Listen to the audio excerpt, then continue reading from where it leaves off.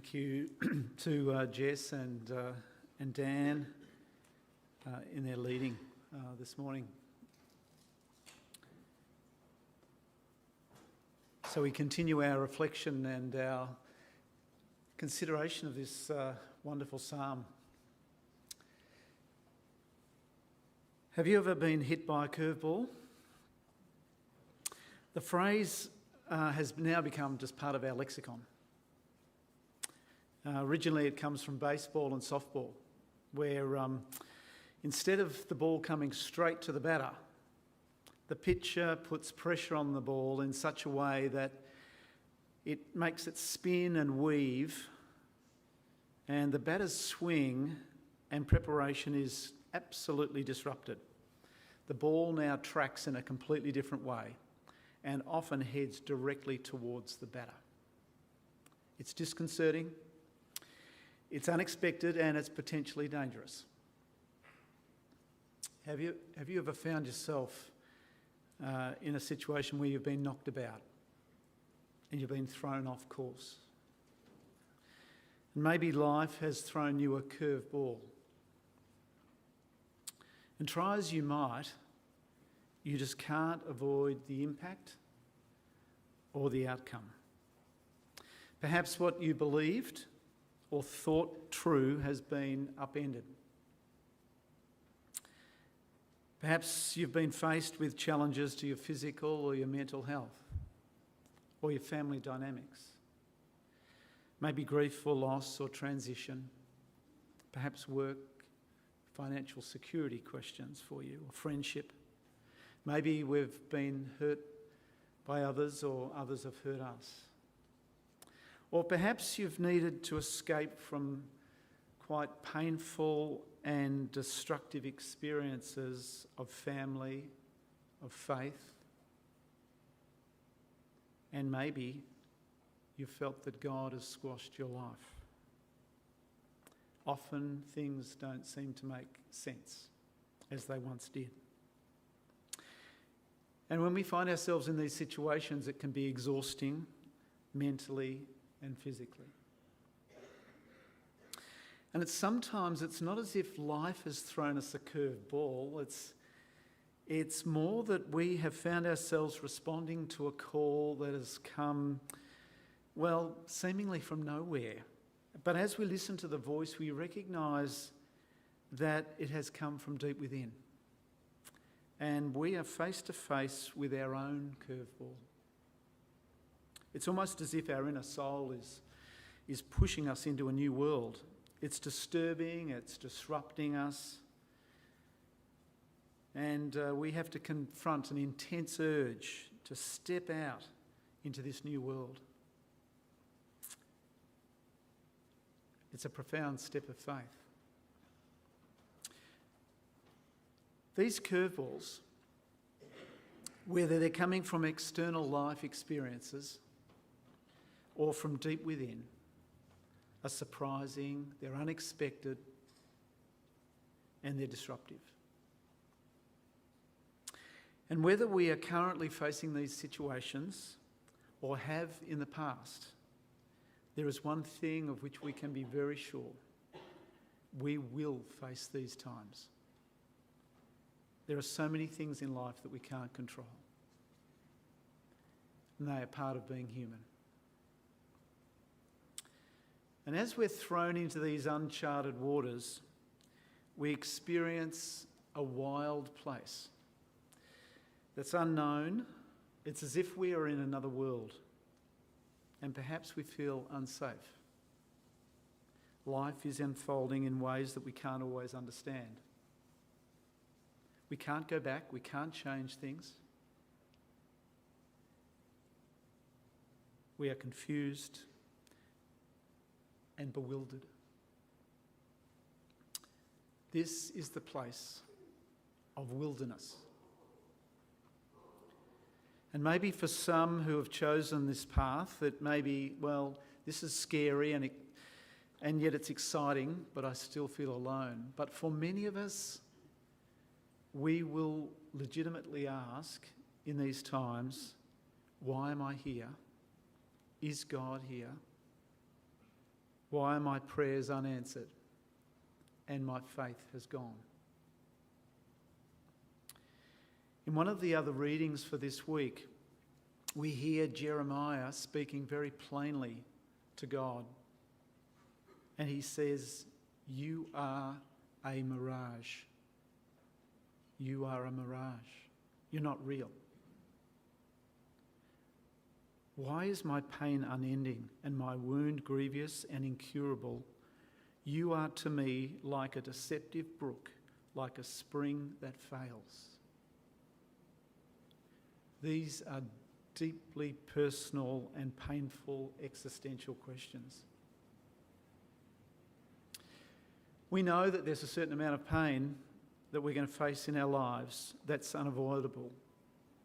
But how do we deal with it? Kyra Julingo, a Buddhist teacher, says, "We have a choice how we approach these times. There's tremendous freedom that can come from learning to turn towards all of it with an open heart rather than pushing away and fighting what we don't think should happen." What does it mean for us to push into the pain? How we deal with the pain is up to us. Part of leaning in with an open heart means accepting the wilderness and perhaps in time embracing it as it brings new insight, new experiences and new wisdom. And this is where the words of Psalm 139, as we've heard time and time again today, speak into our struggles. It speaks to our identity, and it speaks with a clear voice. No matter where we find ourselves in life, whether trying to escape or feeling desperately lost, whether on an adventure or in a painful maze, we are reminded that we are precious, we are known, we are loved and secure in God's everlasting embrace. No matter where I am or whatever life has thrown to me, God is with me. That's the first and most powerful message that came for me as I reflected on this psalm. If I go into the heavens, if I go to the depths, if I am in darkness, if I am in light, your hand is on me to guide and hold me. God is with us. In times of darkness and doubt, we can question God's character and existence. But the words are clear. We may be in a desert, but we're not deserted. God's hand is on us and around us, even and possibly, most especially, in the wilderness. The second message is, I am precious. God created me. You created me. You knit me together. I am wonderfully made. Your works are wonderful, and that includes me. I've been created by God's loving hands. I have lasting and intrinsic value. The wilderness may evoke questioning about our character and our worth and our value. And these words speak deeply into our sense of worth. No matter what life tells me, no matter what others say to me